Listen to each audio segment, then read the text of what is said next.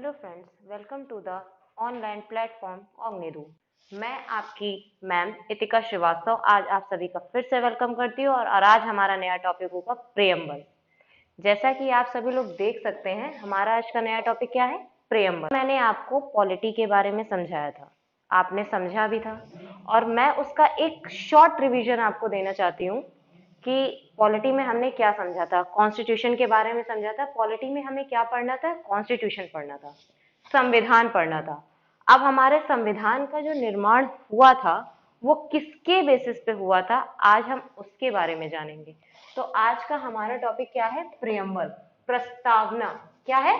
प्रस्तावना। ठीक है। अब आप लोग ये सोच रहे होंगे कि मैम ये प्रस्तावना है क्या? प्रस्तावना, आपने सबसे पहले टॉपिक हमारा प्रस्तावना ही क्यों उठाया? क्योंकि हमारा प्रस्तावना एक टॉपिक, ये ऐसा टॉपिक है जिसके बिना हम अपने कॉन्स्टिट्यूशन के बारे में जान ही नहीं पाएंगे। इसमें कुछ ऐसे शब्दों का, ऐसे वर्ड्स का वर्णन किया गया है, ऐसे वर्ड्स को डाला गया है जिसका मीनिंग आप समझेंगे नहीं तो आपको कॉन्स्टिट्यूशन के बारे में समझ में नहीं आएगा। इसलिए हमने पहला वर्ड उठाया सॉवरेन, सॉरी प्रियम्बल। और हम आपको ये बताना चाहते हैं, ये जो हमारा प्रियम्बल है, हम लोग बचपन से अपनी बुक्स, अपनी जो भी हम लोग अपने स्कूल टाइम में अपनी बुक्स पढ़ते थे, उसके आगे सबसे फ्रंट पेज पे, हमारे बुक्स के फ्रंट पेज पे क्या लिखा होता था? प्रियम्बल, जिसको हम लोगों ने शायद ही कभी पढ़ा होगा, कभी नहीं पढ़ा होगा कि ये प्रस्तावना या प्रियम्बल। हम लोग इनफैक्ट उसकी मीनिंग भी नहीं जानते होंगे कि प्रस्तावना की मीनिंग क्या है।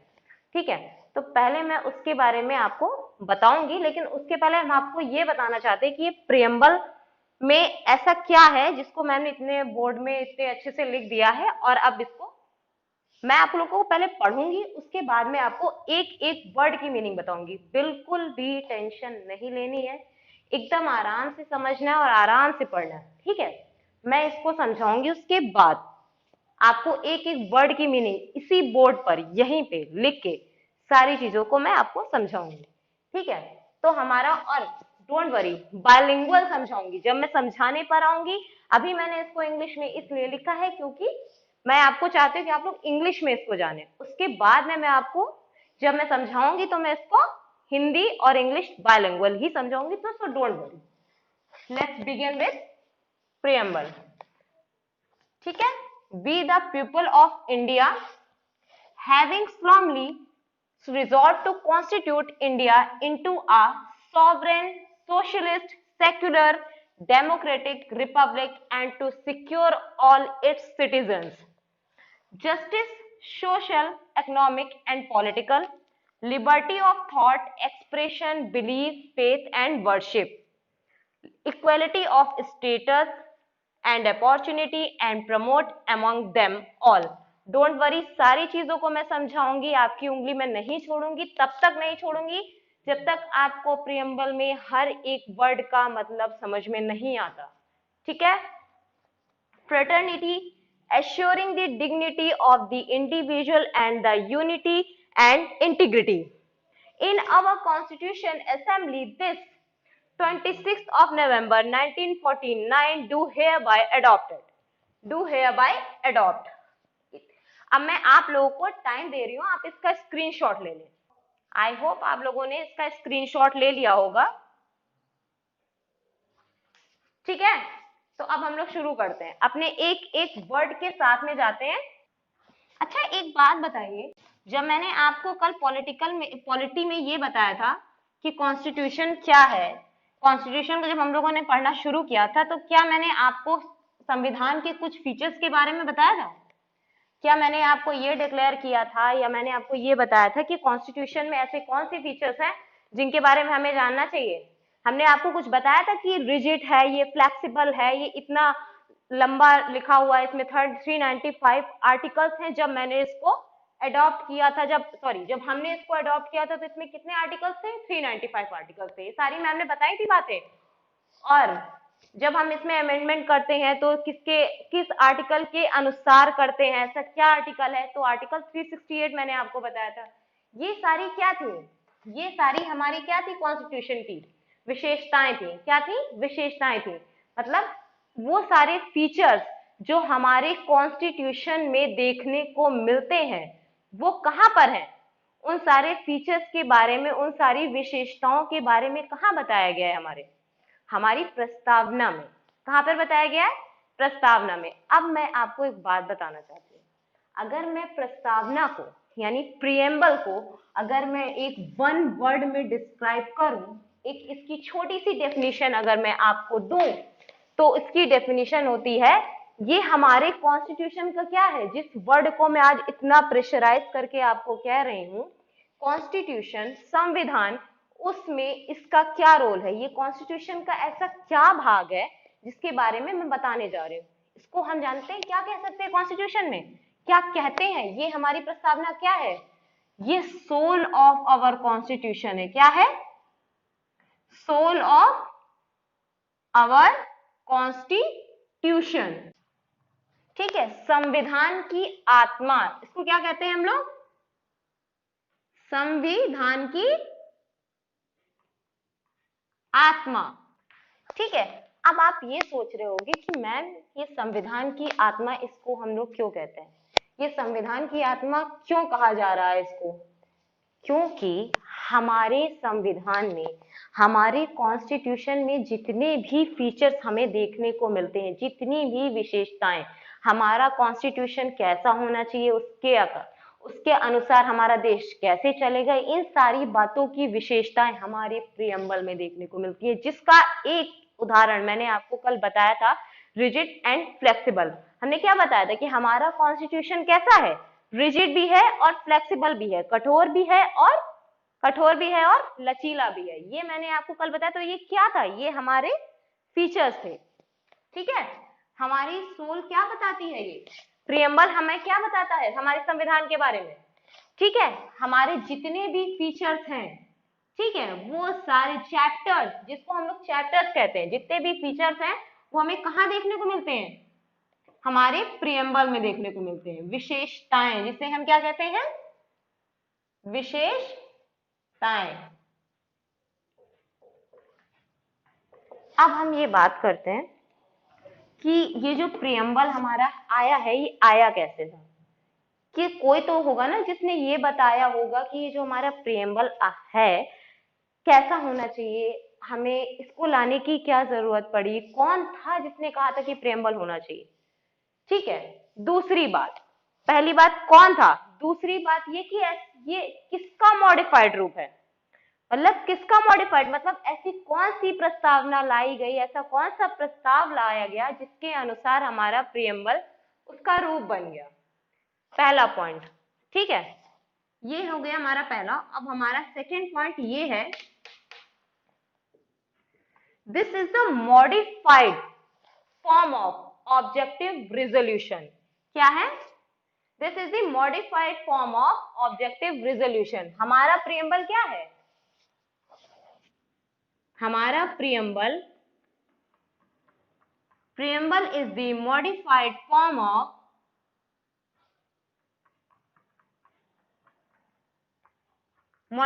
form of objective resolution। Objective resolution,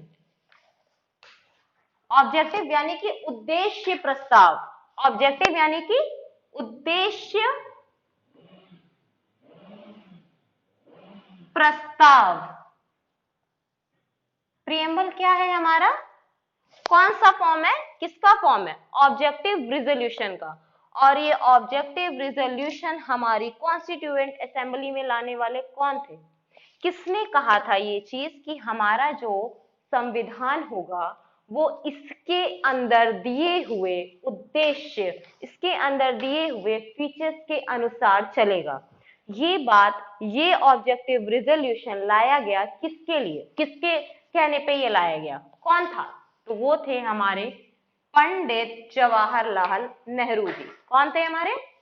Pandit Jawaharlal Nehru ji, जिन्होंने ये बताया कि हमारा जो कॉन्स्टिट्यूशन होगा वो कैसा होगा, कैसे बनेगा, किसके अनुसार हमारा कॉन्स्टिट्यूशन चलेगा, हमारे प्रियम्बल, हमारे संविधान की जो प्रकृति होगी, जो भी उसमें फीचर्स डाले जाएंगे वो किसके अनुसार होंगे। ठीक है, ऑब्जेक्टिव रिजोल्यूशन लाने का एकमात्र उद्देश्य यही था कि हमारे कॉन्स्टिट्यूशंस में जितने भी फीचर्स होंगे वो किसके अनुसार होंगे, हमारे किसके अनुसार, हमारे कॉन्स्टिट्यूशन के अनुसार। हमारा कॉन्स्टिट्यूशन कैसे चलेगा, हमारे प्रस्तावना के अनुसार, हमारे प्रियम्बल के अनुसार, उसमें जो दिए गए फीचर्स हैं उसी के अनुसार। तो कौन लाया था इसको, पंडित जवाहरलाल नेहरू जी लाए थे, पंडित जवाहरलाल नेहरू। चलिए भाई इनके सम्मान में जी भी लगा ही देते हैं, क्या ही जा रहा है अपना। ठीक है, अब बात करते हैं इनके, भाई देना भी पड़ता है, हमारे पहले प्रधानमंत्री थे तो इनको तो देना पड़ेगा ना हमें सम्मान। ठीक है, तो इन्होंने ही हमारे कॉन्स्टिट्यूएंट असेंबली में ये लाया था। अब आप ये सोच रहे होंगे, मुझे पता है यहाँ पे बैठे जितने भी बच्चे पढ़ रहे हैं वो ये जरूर जानते होंगे कि मैम जब ये प्रस्तावना लाई गई थी, जब इसको लाया गया था, हमारे संविधान में डाला गया था, तो तब तो कोई भी जो है संसद नहीं बैठती थी, पार्लियामेंट थी ही नहीं, तो ये लाया कैसे गया। ये भी तो एक क्वेश्चन बन गया ना कि ये लाया कैसे गया। तब कोई संसद नहीं थी, कोई कुछ नहीं था, लेकिन हमारी कॉन्स्टिट्यूएंट असेंबली में इसको इसीलिए रखा गया और इसीलिए इसको मॉडिफाइड रूप दिया गया प्रीएम्बल। इसीलिए इसको कौन सा रूप दिया गया, मॉडिफाइड रूप कौन सा दिया गया, प्रीएम्बल दिया गया। ठीक है, और ये हमारी असेंबली में कब लाया गया, कब प्रेजेंट किया गया, कब इसका प्रस्ताव रखा गया। इसका प्रस्ताव हम लोगों ने कब रखा था, the date of 13 December 1946, the date of 13 December 1946, और इसे अडॉप्ट कब किया गया, हमारे ऑब्जेक्टिव रिजोल्यूशन को, जिसे हम उद्देश्य प्रस्ताव कहते हैं, उसे हम लोगों ने अडॉप्ट कब किया था, 22 जैन ऑफ 1947। कब अडॉप्ट किया था, 22 जैन 1947। ठीक है, ये लाया गया विधान, जो हमारी बैठी हुई थी, जो हमारी असेंबली बैठी हुई थी, कॉन्स्टिट्यूएंट असेंबली जिसे हम कहते हैं संविधान सभा, जो हमारे जो लोग थे, जो हमारी कॉन्स्टिट्यूएंट को बना रहे थे, संविधान को निर्मित कर रहे थे, उनके सामने इसे कब रखा गया था, 13 दिसंबर 1946 में। और इसे हम उस जो है संविधान सभा ने कब अडॉप्ट किया, 22 जैन 1947। अब पहला पॉइंट यहाँ पे कि हमें यहाँ पर इस बात के लिए बिल्कुल कंफ्यूज नहीं होना है कि मैम तब तो हमारी पार्लियामेंट थी नहीं, तो ये प्रेजेंट और अडॉप्ट का क्या मतलब है। प्रेजेंट मतलब प्रस्ताव रखना, ठीक है, अभी मैंने आपको बताया ना प्रस्ताव, और अडॉप्ट मतलब, अडॉप्ट का क्या मतलब है सभी जानते हैं, हम लोगों ने इसको अपनाया, अपनाया। ठीक है, अडॉप्ट का सीधा मतलब हमने इसको कब अपनाया। ठीक है, वहां पे ना तो पार्लियामेंट थी ना ही कोई था, वहां सिर्फ हमारी एक कमिटी बैठी हुई थी जिसको हम लोग कहते हैं असेंबली। ठीक है, कौन सी असेंबली बैठी हुई थी, कॉन्स्टिट्यूएंट असेंबली बैठी हुई थी, वहां पर इसको प्रस्ताव को रखा गया और अडॉप्ट किया गया। अब मैं यहाँ पर आपको ये बात समझाना चाहती हूँ, ये दो शब्द इतने महत्व क्यों रख रहे हैं। ठीक है, दो शब्द इतने महत्व क्यों रख रहे हैं, और मैंने आपको बताया था गवर्नमेंट के 3 भाग होते हैं, बताया था मैंने कल आपको, कौन कौन से, लेजिस्लेचर बताया था, एग्जीक्यूटिव बताया था और जुडिशरी बताया था। ठीक है, जब हमारी पार्लियामेंट में, अभी तो यहाँ पर हमारे एक बैठी हुई थी कॉन्स्टिट्यूएंट असेंबली, उसके सामने रखा गया, लेकिन जब हमारे पार्लियामेंट में किसी भी बिल को, यानी कि किसी भी विधेयक को जो हमारी लेजिस्लेचर बनाती है, उसको जब हम अपनी असेंबली में रखते हैं, यानी विधेयक, कानून, कानून क्या होता है, वो कानून, जब हम उसको अपनी पार्लियामेंट में रखते हैं तो किस फॉर्म में रखते हैं, जब हम अपना प्रस्ताव, किसी भी तरीके का कानून बनाते हैं तो हम अपनी, जब वो लाया जाता है तो किस फॉर्म में लाया जाता है, जब वो प्रस्ताव रखा जाता है। ठीक है, जब वो प्रस्ताव हमारे पार्लियामेंट में रखा जाता है, जिसे अभी मैं सारी बातें समझाऊंगी आपको, मैं यहाँ पर उन वर्डों का यूज नहीं करना चाहती जिन वर्डों को के मुझे अभी एक नेक्स्ट एक वर्ड लिख के उसमें समझाना पड़ेगा। ठीक है, तो जब इसको रखा गया था वहां पर तो किस फॉर्म में रखा जाता है? बिल के फॉर्म में रखा जाता है। और जब इसे हम अपनाएं, जैसे यहाँ पे मैंने प्रेजेंट किया, प्रस्ताव को रखा, तो किस फॉर्म में रखा? बिल के फॉर्म में रखा। किस फॉर्म में रखा? बिल के फॉर्म में रखा। कब रखा? 13 दिसंबर 1946 में रखा। और जब मैंने इसको अडॉप्ट किया तो कब किया?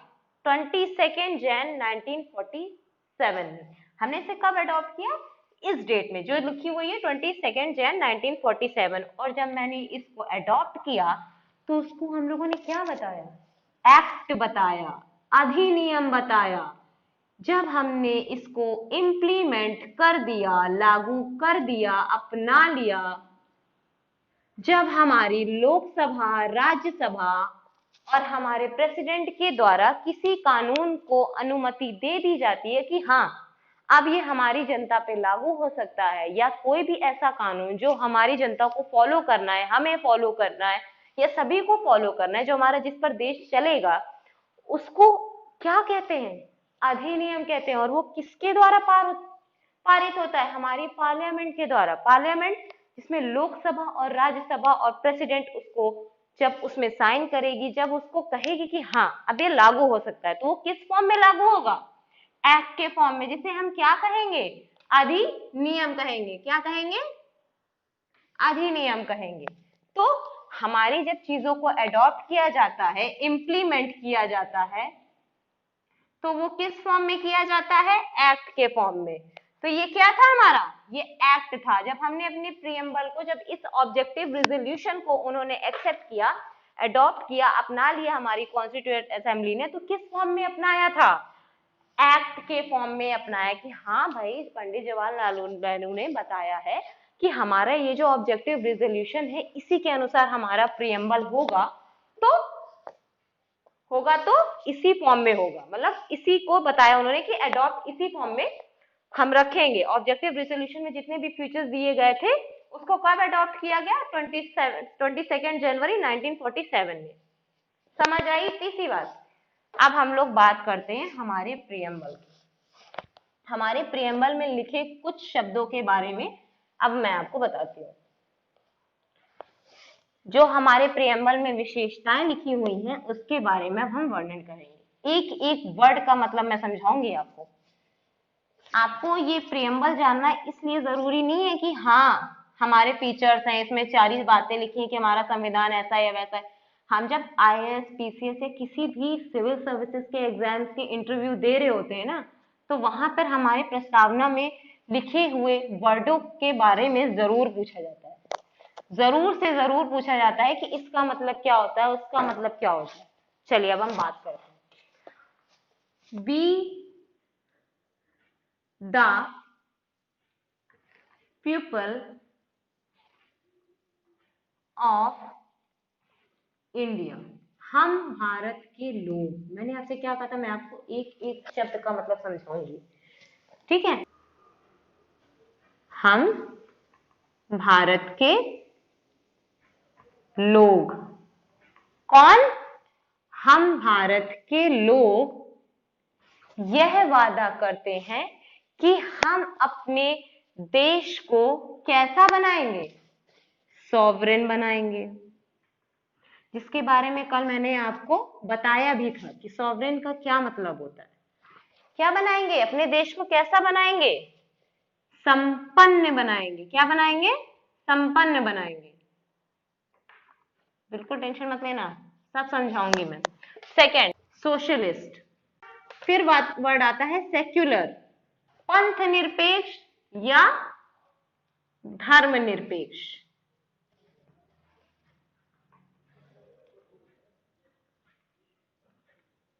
चल रही है ना आपकी बाइलिंगुअल का?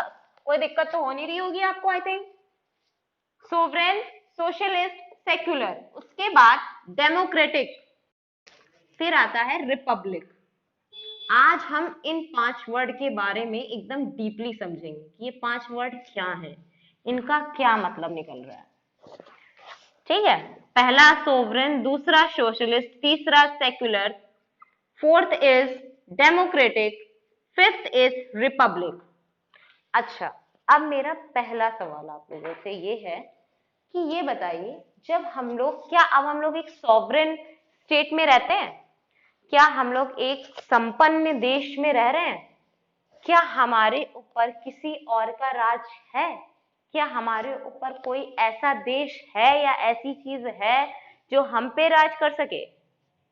हम लोग पूर्ण संपन्न हो चुके हैं या नहीं? हमने क्या बताया था, एक स्टेट को संपन्न बनाने के लिए क्या चीजें चाहिए होती हैं? ये मैंने आपको कल क्या बताई थी, कौन सी 4 चीजें चाहिए होती है? सॉवरेन होना चाहिए, ठीक है। सेकंड क्या होना चाहिए? हमारे पास हमारे खुद का लैंड और टेरिटरी होना चाहिए, ठीक है। थर्ड पॉइंट क्या था? फर्स्ट था सोवरेन होना चाहिए, लैंड होना चाहिए। फोर्थ इज क्या था हमारा? हमारी गवर्नमेंट। हमारे देश को संपन्न बनाने के लिए क्या होना चाहिए? ये 4 चीजें होनी चाहिए।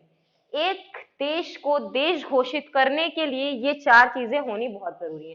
तो अब हम ये बात करते हैं कि अब हमारा देश पूर्ण रूप से सोवरेन है, तो हमारा आंसर क्या होगा? हाँ, हम लोग पूर्ण रूप से क्या है? इंडिपेंडेंट है। क्या है? पूर्ण रूप से इंडिपेंडेंट है। वो इंडिया में हो चाहे वो इंडिया के बाहर हो, चाहे हमारे इंडिया में कोई बात होती है तो हमारी सरकार देखेगी, और इंडिया के बाहर कोई अगर बात हो रही है तो वो भी मेरी सरकार ही देखेगी। हमारे ऊपर कोई और शासन नहीं कर सकता। हम लोग इस देश में पूरी तरीके से संपन्न हो चुके हैं कि हाँ, अब हमारा स्टेट पूरी तरीके से संपन्न है। ठीक, पहली बात समझ में आई। दूसरी बात ये, जब हम लोग अपने देश से पूरी तरीके से सोवरेन हो गए थे, जब हमारा देश पूरी तरीके से संपन्न हो चुका था, तब हम लोगों ने क्या किया था? हम लोगों ने एक कॉमनवेल्थ की क्या ली थी? मेंबरशिप ली थी। किसकी ली थी? कॉमनवेल्थ की मेंबरशिप ली थी, ठीक है। कॉमनवेल्थ की मेंबरशिप हम लोगों ने क्यों ली थी? हम जो ब्रिटिश जो भी जिनके ऊपर ब्रिटिश राज करते हैं, जिन देशों के ऊपर ब्रिटिशों ने राज किया था, उन्होंने एक अपने आप को एक पूरे संगठन में बांध रखा था। उसी में हम लोगों ने क्या किया था? कॉमनवेल्थ की मेंबरशिप ली थी। वैसे तो हम लोग काफी चीजों में मेंबरशिप ले चुके हैं, हमारा देश कई जगह पर मेंबर है। पहला, आप लोग करंट अफेयर पढ़ते हो तो आपको पता होगा, ब्रिक्स के हैं, सार्क के हैं, यूएन के हैं। हम लोग कई सारी ऐसे संगठन है, कई सारे ऐसे ऑर्गेनाइजेशन है जिसके हम लोग क्या है? मेंबर है। इसका मतलब ये नहीं है कि हमारे ऊपर कोई और राज कर रहा है। हम लोगों ने अपने एक संगठन में बांध रखा है हम लोगों ने अपने आप को। वैसे ही जैसे ही हम लोग इंडिपेंडेंट हुए थे तो हम लोगों ने कॉमनवेल्थ की मेंबरशिप ली थी। पहला पॉइंट। दूसरा, सोशलिस्ट। आप सोशलिस्ट की बात करते हैं, समाजवादी। इसका मतलब ये है कि जब हमारी सरकार कोई भी चीज करेगी, ठीक है, जब हमारी सरकार कोई भी ऐसा कार्य करेगी जिससे हमारे समाज का भला हो, तो क्या देख के करेगी? सेकुलरिज्म देख के, सॉरी, सोशलिस्ट देख के करेगी, समाजवादी तरीके से करेगी कि हमारे भारतवासियों का क्या हो? भला हो, उसको सब लोग उसका लाभ उठा सके। जितने भी कानून बनेंगे वो ये देख के बनाए जाएंगे कि हमारे समाज में जितने भी लोग रह रहे हैं, क्या उनके लिए वो लाभदायक है, क्या वो समाज के हित के लिए है। ये सारी चीजें देख करके हमारे सरकार हमारे लिए काम करेगी, ठीक है। दूसरी बात, संविधान में इस शब्द को जब रखा गया था तब इसका इंटरप्रिटेशन नहीं किया गया था। मतलब अब आप ये बोलोगे कि मैम ये इंटरप्रिटेशन का मतलब क्या होता है? इंटरप्रेट का क्या मतलब होता है? इंटरप्रेट का मतलब ये होता है कि जो चीजें हमें दिख रही हैं वो हमें पता है, डिफाइन है हमें अगर मैं कुछ चीजों को नहीं भी समझा रही हूँ या नहीं भी बता रही हूँ तो हाँ, मुझे पता है कि हाँ, इसका मतलब ये है। जरूरत नहीं है इसको अभी बताने की, मैं बाद में समझाऊंगी जब एक टाइम आएगा, ठीक है। टाइम पर इंटरप्रिटेशन का मतलब हो गया छिपी हुई चीजों को जनता के सामने रखना। और ये कौन करता है? ये हमारा सुप्रीम कोर्ट करता है। इसकी पावर किसे दी गई है? सुप्रीम कोर्ट को दी गई है। तो समय समय पे क्या करेगा हमारा सुप्रीम कोर्ट? समय समय पर इंटरप्रेट करता रहेगा। जब भी हमें जरूरत पड़ेगी तो वो हमारे चीजों को, जितने भी संविधान में वर्डों का यूज हुआ है या जो भी कानून बने हैं, उनको वक्त वक्त पर हमारे सामने वो रखेगी। अब बात करते हैं सेक्युलर। सेक्युलर धर्म और पंथ निरपेक्ष। हमने अक्सर सुना है कि वी आर नॉट सेकुलरिस्ट, हम लोग सेकुलरिज्म में विश्वास नहीं करते, हम लोग एक सेकुलर हैं, ये है वो है। हम लोगों ने हमेशा एक न्यूज़पेपर पढ़ते हैं या फिर हमेशा हमारे मीडिया तो सबसे ज्यादा कवरेज इसी बात का करती है, क्योंकि उनके पास तो मुद्दे ही नहीं है, तो वो सबसे पहले इसी बात को कवरेज करती है। तो सेकुलर क्या है हमारी, एक बात मुझे ये बताओ, क्या हम लोग ये कह सकते हैं कि हम लोग एक हिंदुत्व राष्ट्र में रहते हैं या हिंदुत्व देश में रहते हैं? हमारा देश एक हिंदुत्व देश है, ये बात हम लोग कभी कह सकते हैं? नहीं कह सकते। क्यों नहीं कह सकते? क्योंकि हमारे देश में पंथ निरपेक्ष और धर्म निरपेक्ष दोनों की एक ही मीनिंग है। ठीक है, हमारा देश में बिल्कुल भी धर्म को मान्यता नहीं दी गई है। हम लोग धर्म के साथ भी हैं और धर्म के सिर्फ साथ ही हैं, धर्म के विपरीत कभी नहीं होते हैं हम लोग। इसीलिए हमारे देश में हर तरीके के लोग रहते हैं, चाहे वो हिंदू हो, चाहे वो मुस्लिम हो, चाहे वो क्रिश्चियन हो, कोई भी हो। हमारे देश में कौन रह सकता है? सभी लोग वास कर सकते हैं। इसीलिए हम लोग क्या करते हैं, यहाँ पर हमारी सरकार किसी भी धर्म को, जाति को सपोर्ट नहीं करती है। तो हम लोग क्या कहते हैं, देयर इज नो, ठीक है, हमारे देश के कोई भी धर्म, हमारी सरकार का कोई भी धर्म जाति नहीं है। हमारे देश में हर तरीके के लोग रहते हैं, हर तरीके के लोग रहना चाहते भी हैं और रहते भी, उनको मान सम्मान से यहाँ पे रखा जाता है और वो लोग रहते हैं। ठीक है, तो हमारे देश में सारी चीजें एक प्रस्तावना में दिए हुए शब्दों के अनुसार चलती है। इसीलिए हम लोग क्या कहते हैं कि हमारा प्रियम्बल जो है वो हमारे संविधान की आत्मा है। इसीलिए कहते हैं the soul of constitution is preamble. अब बात करते हैं डेमोक्रेटिक। ठीक है, डेमोक्रेसी, डेमोक्रेटिक जो वर्ड है, लोकतंत्र, ये क्या है? लोकतंत्र। ये दो शब्दों से मिलकर बना है। पहला demo plus cracy, demo plus cracy. Demo का मीन्स क्या हो गया? पीपल। डेमो का मतलब क्या हो गया? पीपल। पीपल मीन्स लोग, पीपल मीन्स लोग। क्रेसी का क्या मतलब हो गया? रूल। क्रेसी का मतलब होता है रूल, शासन, नियम।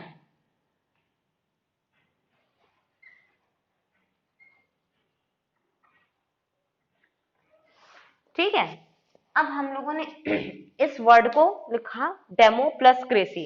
हमारा देश कैसा है? हमारा देश कैसा है? हमारा देश लोकतांत्रिक देश है, जहां पर जनता का शासन चलता है। किसका शासन चलता है? जनता का शासन चलता है।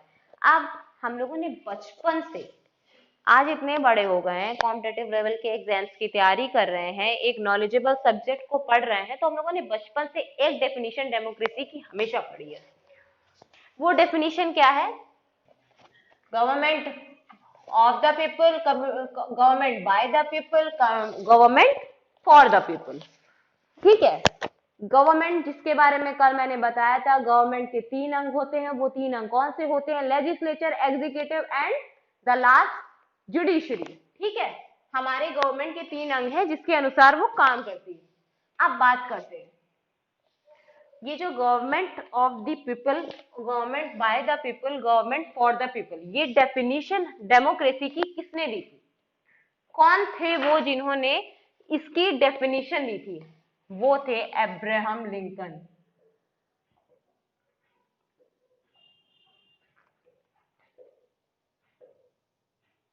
कौन थे वो?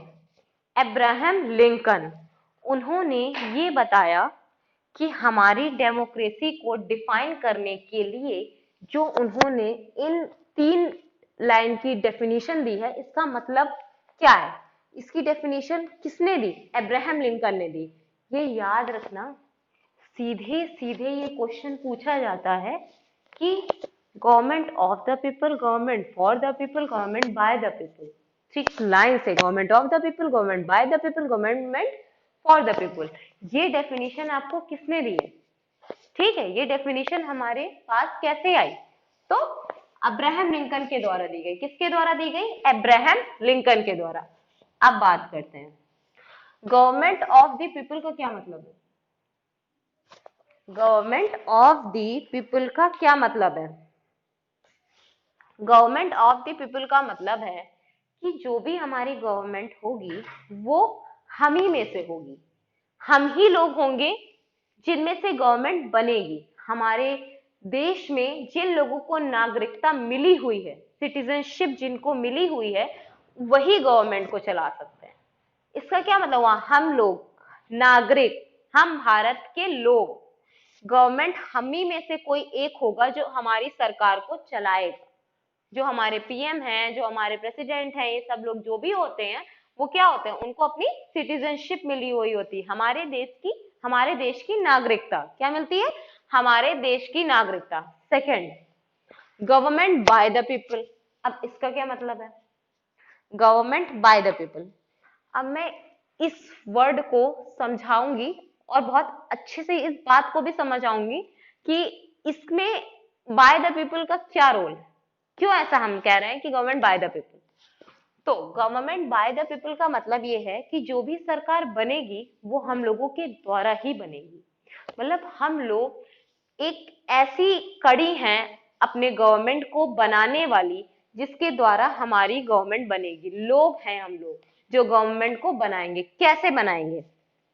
कैसे बनाएंगे? दो तरीके से। पहली बात तो हमारे देश की जो गवर्नमेंट है, हमारे जो चुनाव होते हैं वो किस तरीके के चुनाव होते हैं ये जानना बहुत जरूरी है। इसको समझने के लिए दो तरीके के होते हैं, पहला डायरेक्ट और दूसरा इनडायरेक्ट। ठीक है, प्रत्यक्ष और अप्रत्यक्ष प्रणाली के अनुसार हमारे देश में चुनाव होते हैं।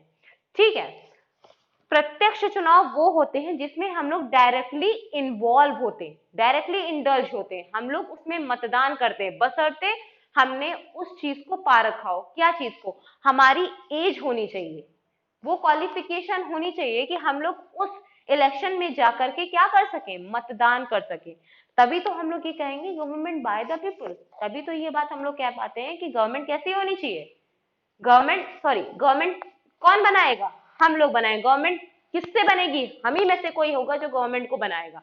तो प्रत्यक्ष प्रणाली के अनुसार डायरेक्टली हम लोग उस में इन्वॉल्व होंगे, हम लोग भी मतदान करेंगे। लेकिन मतदान कब कर पाएंगे? जब हमारी एज 18 होगी, जब हम लोग 18 क्रॉस कर चुके होंगे। पहली बात समझ में आई। इनडायरेक्ट क्या होता है? हमने अपने द्वारा जिन प्रतिनिधियों को चुना है, लग जाए जिनको हमने वोट दिया है, वो क्या करेंगे? हमारे हेड ऑफ द स्टेट को चुनेंगे।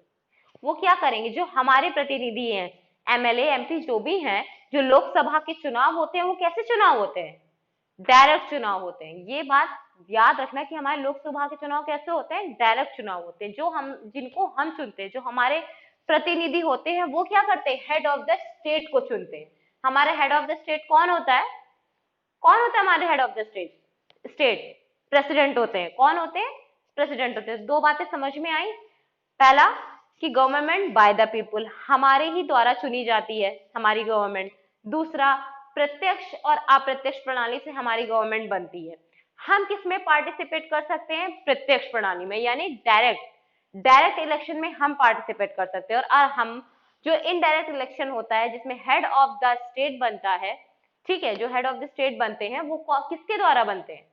वो हमारे द्वारा बैठाए गए प्रतिनिधि के अनुसार बनते हैं। वो प्रतिनिधि क्या करते हैं? वहां पे जाके वोट करते हैं। किसके लिए? हमारे भावी प्रेसिडेंट के लिए वोट करते हैं। तब हमारे पास हेड ऑफ द स्टेट हमको मिलता है। अब बात करते हैं गवर्नमेंट फॉर द पीपल। ये government for the people, government क्या करेगी भाई? अब अगर हम लोगों से ही गवर्नमेंट बनी है, हम ही लोगों के द्वारा, हम में से कोई एक है जो गवर्नमेंट चलाने के लिए बैठा है, हम ही लोगों के द्वारा गवर्नमेंट बन भी रही है और हमारे लिए ही तो वो काम करेगी। क्या करेगी? हमारे लिए ही तो वो काम करेगी। Government for the people, government क्या करेगी? हमारे अच्छे बुरे जो भी कानून होगा, जितने भी बदलाव होंगे, जैसे जैसे वो चीजें लेके आएंगे, वो किसके अनुसार होंगी? किसके? कौन करेगा? गवर्नमेंट करेगी। तो सीधे सीधे मतलब गवर्नमेंट किसके लिए काम करेगी? हम लोगों के लिए। तभी कहा जाता है हमारे देश में अल्टीमेट सॉवरेन किसके पास है? तभी हम लोगों से ये बात कही जाती है हमारे देश में सबसे ज्यादा पावर कौन किसके पास होती है? अल्टीमेट सॉवरेन, जिसको हम लोग क्या कहते हैं, अल्टीमेट सॉवरेन। सबसे ज्यादा संपन्न हमारे देश में कौन है, सबसे ज्यादा संपन्न हमारे देश में पीपल ऑफ इंडिया है। क्या है, हमारे लोग हैं, जिससे हमारा देश चल रहा है। हम ही लोग चाहें तो कुछ भी बना दे और हम ही लोग चाहें तो कुछ भी बिगाड़ दे। तो सबसे ज्यादा सीधे सीधे ये फेज आपसे, फ्रेज जो होता है ना एग्जाम में, सीधे सीधे ये पूछा जाता है कि सबसे ज्यादा मतलब अल्टीमेट सॉवरेन, सबसे ज्यादा संपन्न कौन है हमारे देश में, हमारी जुडिशरी, हमारी गवर्नमेंट, हमारी लेजिस्लेचर, या फिर हमारे भारत के लोग, हम भारत के लोग।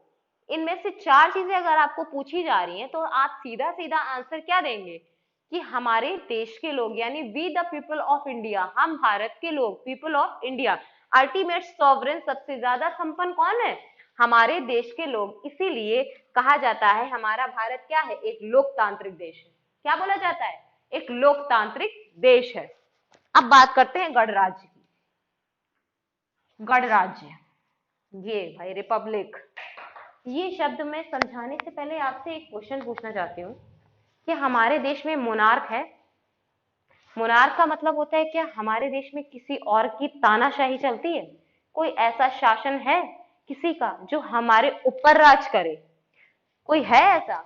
और दूसरी बात, क्या हमारे देश में पीढ़ी दर पीढ़ी, पीढ़ी दर पीढ़ी हमारे जो हेड ऑफ द स्टेट होते हैं वो पीढ़ी दर पीढ़ी बनते हैं, जैसे ब्रिटिशर्स करते हैं कि वहां पर क्या होता है भाई, पीढ़ी दर पीढ़ी उनके पापा, पापा के बेटे, बेटे का बेटा, ऐसे बनता है ना। लेकिन क्या हमारे देश में ऐसा है कि हमारे प्रेसिडेंट के बेटा या बेटी हमारे इलेक्शन में अगली बार खड़े हो सकते हैं?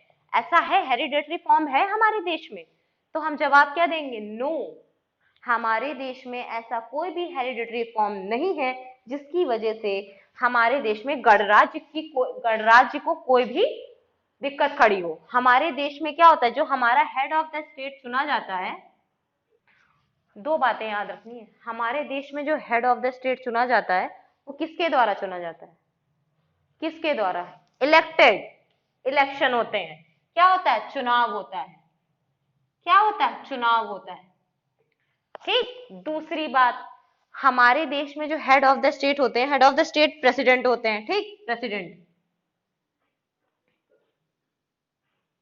प्रेसिडेंट, हमारे देश के जो प्रेसिडेंट होते हैं वो क्या करते हैं, उनका जो एक कार्यकाल है वो फिक्स्ड है। हमारे प्रेसिडेंट का कार्यकाल निश्चित है, मतलब 5 साल के बाद। इसके बारे में मैंने आपको कल भी बताया था और मैं आज फिर बता रही हूं आपको कि इनका कार्यकाल क्या है, निश्चित है, फिक्स्ड है। कार्यकाल कैसा है, फिक्स्ड है।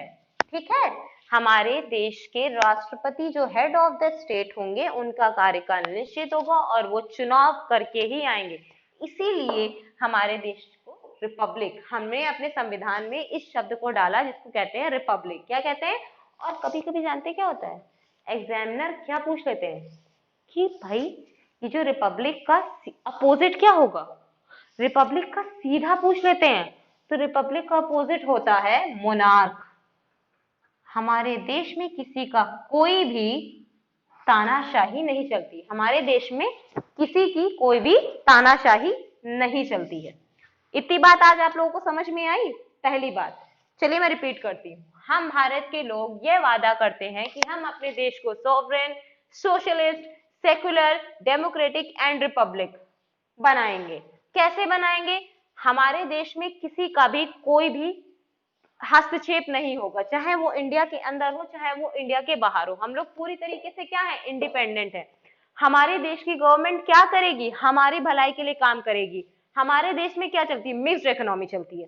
भाई मिक्स्ड इकोनॉमी हमारे देश में क्या होती है, मिक्स्ड इकोनॉमी चलती है। मतलब कुछ जो है, कुछ हमारे प्राइवेट सेक्टर देखेंगे हमारी आर्थिक व्यवस्था को, कुछ हमारे प्राइवेट सेक्टर देखेंगे। लेकिन जो भी कानून बनाए जाएंगे हमारी गवर्नमेंट के द्वारा वो क्या होंगे, हमारे भले के लिए किए जाएंगे। हमारे समाज में हम लोग समाजवादी बन सके, हमको समाजवादी एक दिया जाए, दर्जा दिया जाए, उसके अनुसार हमारी गवर्नमेंट क्या करेगी, काम करेगी। तो मिक्स्ड इकोनॉमी जो प्राइवेट और गवर्नमेंट सेक्टर मिलके होती है वो हमारे देश में क्या चलती है, मिक्स्ड इकोनॉमी चलती है हमारे देश में, ऐसे क्या चलता है, सिस्टम चलता है। तीसरी बात, सेक्युलर, धर्मनिरपेक्ष, हमारे देश में किसी भी तरीके का कोई भी धर्म पक्षपात नहीं होता है, धर्म को लेकर के कोई भी पक्षपात हमारे देश में नहीं किया जाता। There is no official religion of state, हमारे देश में ऐसी कोई भी धर्म को लेकर के कोई भी पक्षपात नहीं है, हमारी सरकार सबको समान ही समझती है। पाकिस्तान की नहीं, जैसे इस्लामिक धर्म वहां पे चलता है, मुस्लिम वहां पे रहते हैं, ऐसा कुछ नहीं है। और डेमोक्रेटिक, लोकतंत्र, लोकतंत्र तो हमारा देश ही है भाई, हम ही लोग हैं जो भी हैं। लोकतंत्र की, हमारे डेमोक्रेसी की डेफिनेशन क्या है, government of the people, government by the people, government for the people. ये डेफिनेशन किसने दी, अब्राहम लिंकन ने दी। लोक डेमोक्रेसी सीधा भाई मतलब हम लोग प्रधान है, हम लोगों से नीचे ऊपर कोई भी नहीं, हम ही लोग हैं जो हैं, और हम ही लोगों से देश बनना है, हम ही लोगों से देश बिगड़ना है। तो हम लोगों को क्या करना चाहिए, अपने प्रियम्बल को फॉलो करते हुए चलना चाहिए कि भाई सबको सामान्य धर्म दे, सामान्य का दर्जा देना चाहिए, इक्वालिटी देनी चाहिए, जेंडर इक्वालिटी देनी चाहिए, हर चीज को मैं ये जो 5 शब्द मैंने आज आपको समझाए हैं ना, इसके अलावा भी कुछ ऐसे वर्ड्स भी हैं प्रियम्बल में हमारे, जिनको भी समझना बहुत जरूरी है। लेकिन मैं आज आप लोग को कंफ्यूज नहीं करना चाहती, इसलिए मैंने आज आपको इन 5 वर्डों का मतलब समझाया। बाकी का मैं आपको कल नेक्स्ट में आपको समझाऊंगी। तो फिर क्या होना चाहिए, रिपब्लिक होना चाहिए। रिपब्लिक का क्या मतलब होता है भाई, हमारे देश में किसी का कोई तानाशाह नहीं है, यहाँ पे कोई हेरिडिटरी नहीं चलती है, यहाँ पर सब कुछ इलेक्शन के अनुसार चलता है। यहाँ पे जो भी प्रियम्बल में हमारे कॉन्स्टिट्यूशन में जो भी चीजें दी गई उसी के अनुसार चलती है। तो हमारे head of the state president जो होंगे वो इलेक्शन के द्वारा ही बैठाए जाएंगे, और हर 5 साल में उनका इलेक्शन होगा। दूसरी बात, उनका कार्यकाल फिक्स्ड होता है, क्योंकि वो नॉन परमानेंट होते हैं। क्या होते हैं, नॉन परमानेंट होते हैं। ये क्या होते हैं, हमारी ऐसी एग्जीक्यूटिव है कि जिसकी परमानेंट ये नहीं होती, हमारे नॉन परमानेंट कहलाते हैं। ठीक है, ये हमारी ऐसी एग्जीक्यूटिव, ऐसा अंग है हमारी गवर्नमेंट का। ठीक है, इतनी बात आज आप लोग को समझ में आई। और एक बात जाते जाते मैं आप लोग को और बताना चाहती हूँ कि हमारे प्रियम्बल को एक्सेप्ट कब किया गया था, हमारे प्रियम्बल को, हमारे प्रस्तावना को कब एक्सेप्ट किया गया था। वो जब मैंने आपको बात बताई वो ऑब्जेक्टिव रिजोल्यूशन वाली बात है, डोंट बी कंफ्यूज, वहां पे ऑब्जेक्टिव रिजोल्यूशन की बात चली थी। अब ये बात हो रही है कि हमारे प्रियम्बल को एक्सेप्ट कब किया गया था, कब अडॉप्ट किया गया था। 26 नवंबर हमारे प्रियम्बल को कब अडॉप्ट किया गया था, हमारी कॉन्स्टिट्यूएंट असेंबली के द्वारा 26 नवंबर 1949। This date is very important, ये हमारी बहुत इंपॉर्टेंट डेट है, तो इसको प्लीज याद रखें। अब बात करते हैं भाई, हमारे आज की इस टॉपिक को कवर करते हुए हम आपको ये बताना चाहते हैं कि इसके आगे की जो भी बातें हैं वो हम आपको कल के सेशन में बताएंगे। तो थैंक यू फ्रेंड्स।